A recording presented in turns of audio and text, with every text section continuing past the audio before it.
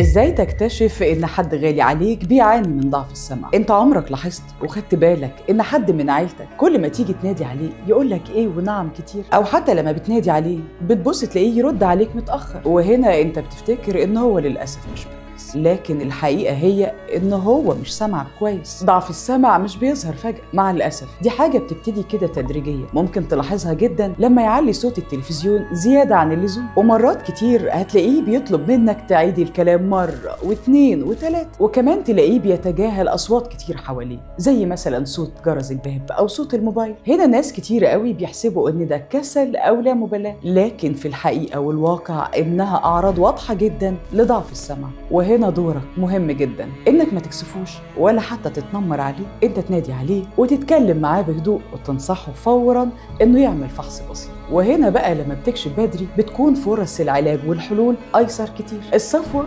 للسماعات الطبية، خبرة اكتر من 25 سنة، هيوفروا لك فحوصات مجانية وكمان استشاريين متخصصين هيساعدوك تفهم حالة المريض، ومن اول خطوة فورا اتواصل معنا علشان ببساطة هتلاقي الرعاية والدعم اللي انت محتاجه انت واسرتك. واستنونا في الحلقة الجاية، هحكي لكم اكتر عن الوجع والألم اللي بيعاني منه الام والاب لما بيحسوا ان ابنهم بيعاني من ضعف السمع.